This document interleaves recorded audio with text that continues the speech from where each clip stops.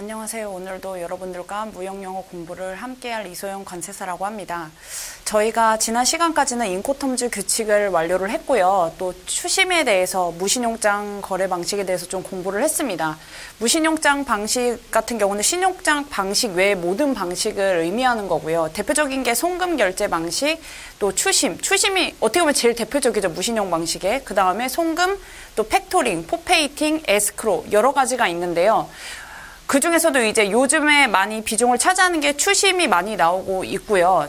제가 이제 전 시간까지만 해도 추심거래 당사자 또 추심 서류에 대해서 공부를 했습니다. 그럼 오늘은 추심결제 방식의 종류에 대해서 설명을 드릴게요. 추심결제 방식의 종류에는 두 가지가 있습니다.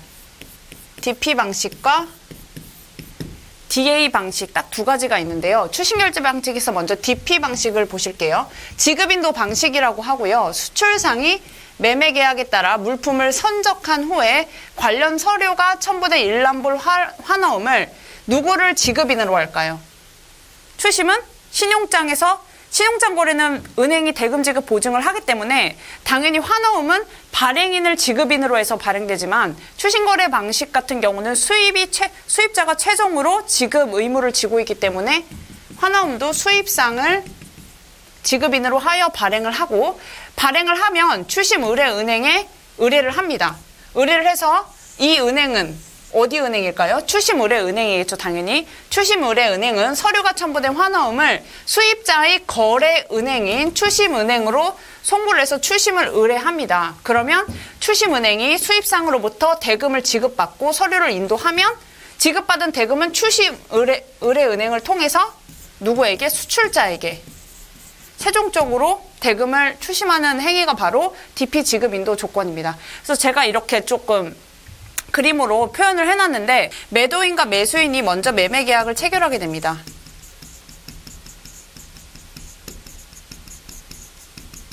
매매계약을 체결하게 되면 매도인은 당연히 어떻게 돼요? 운송계약을 체결하겠죠. 그래서 두 번째로는 물품을 선적을 하게 됩니다. 선적을 하게 되면 운송사에서는 어떻게 되냐면, 운송사에서는 선적을 하면 물품을 인수했다는 증거를 발행을 해주는데, 그것이 바로 BL 발행이고요. 이 BL 발행이야말로 선적 서류의 어떻게 보면은 대표적인 서류라고 볼 수 있습니다. 그래서 BL을 발행하면 이 선적 서류와 화환어음을 해서 추심을 의뢰하게 됩니다. 이 추심 의뢰는 추심 의뢰은행에게 하는데, 추심 의뢰은행은 수출자의 거래은행입니다.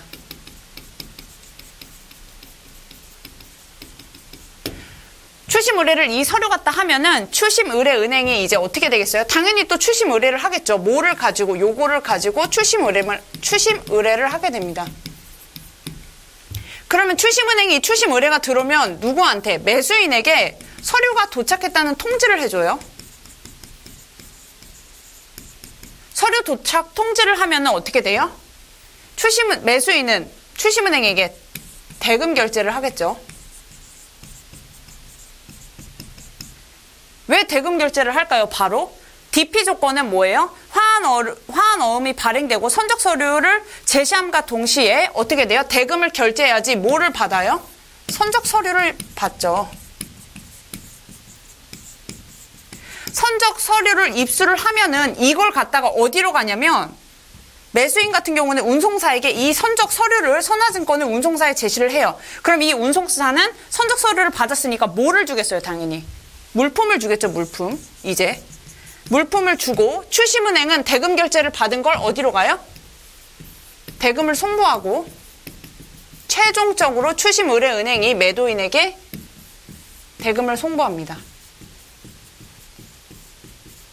이러한 로직대로 가는 게 DP 조건이에요. 아셨죠? 뭐가 당연히 DA 조건과 차이점이 나냐면 여기서예요. 여기서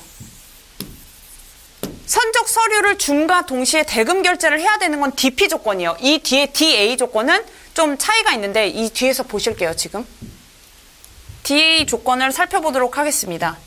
DA 조건은 똑같아요. DP 조건이랑 일단 수출상이 매매계약에 따라 물품을 선적한 후에 관련 서류가 첨부된 기한부 화나옴, 제가 일단 나중에 차이점 말씀드릴게요. 기한부 화나옴을 수입상을 당연히 지급인으로 하겠죠. 그래서 발행해서 추심 의뢰를 하게 되고, 추심 의뢰은행은 추심은행에게 송부를 해서 의뢰를 또 합니다. 출시은행은 그 환어음의 지급인인 수입상으로부터 어음의 인수를 받으며 서류를 인도해요. 인수받고 서류를 인도해서 수입상은 언제? 어음의 만기일에 대금을 지급받게 됩니다. 이해 가셨죠? 여기서 제가 차이점을 얘기해 드릴게요. DP 조건에서 여러분들이 딱 봤을 때 차이점이 뭐뭐가 보이세요? 일단 첫 번째 기한부 환어음이죠. DP 조건에서는 기한부 환어음이 아니고 뭐였죠? 일람불 환어음이었습니다. 그쵸? 그리고 또 여기서 DP 조건에서 안 나온 단어가 있어요. 뭘까요? 그것은 바로 인수죠, 인수. DP 조건에는 일람불 환어음이나 DP 조건에는 인수란 단어가 절대 안 나옵니다. 인수는 기한부 쪽에 많이 나오는 단어고요. 일람불 쪽에는 아예 안 나와요. 그래서 인수, 또 서류를 인도해서 언제? 만기일에 대금을 지급받는다고 했습니다. 만기일 같은 경우도 DP 조건에는 나오지 않아요. 그래서 공부를 하실 때 각각 그 정의와 문장의 핵심 단어들을 제일 먼저 익혀두시는 것이 납니다. 혹시라도 내용이 기억이 안 난다 싶으면 기한부 환어음? 그럼 DP 조건은 아니네. 이게 인수 만기일 나오면 이건 100% 일람불이나 DP 조건은 아니구나. 이렇게 생각을 하시고 문제를 푸시면 돼요. 아셨죠? 그래서 이것도 똑같이 제가 이렇게 그림을 해놨는데 첫 번째 기억 이제 나시죠? 여기까지는 똑같아요. 1번은 뭐예요? 매매계약 체결입니다. 매매계약이 체결하면 당연히 선적을 하고 선적을 하면 선사 쪽에서는 어떻게 돼요? 물품을 받았다는 증빙 서류로 선화증권과 그 밖에 선적 서류를 매도인에게 발행을 합니다. 매도인은 이 환어음과 선적 서류를 가지고 출심 의뢰를 하게 되고요. 당연히 이것도 출심 의뢰를 하죠. 똑같아요. 여기까지는. 그리고 어떻게 돼요? 당연히 서류 도착 통지를 하겠죠. 여기서 틀려요. 서류 도착 통지를 하면 매수인은 여기서 대금 결제를 할까요? DP 조건처럼? 아니죠. 서류를 인수합니다. 서류를 인수해요. 인수하면은 뭐를 줘요? 서류를 줘요.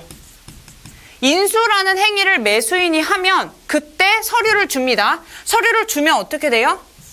이 서류를 가지고 선사에 제출을 해서 결론적으로는 물품을 이미 받아요. 그 다음에 어떻게 돼요? 물품을 받고 마지막 만기일에 대금을 지급합니다.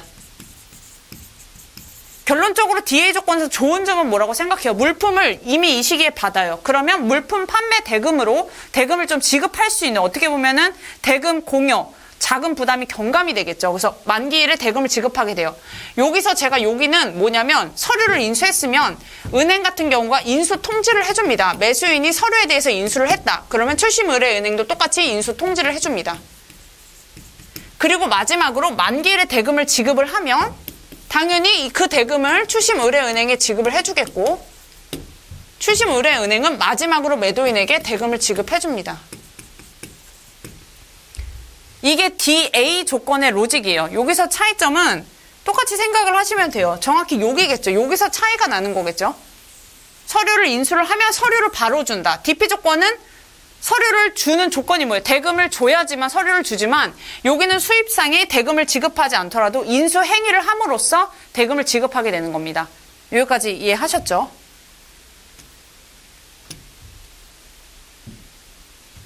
DP 유산스라는 용어가 있는데요. DP 유산스 들어보셨나요, 혹시?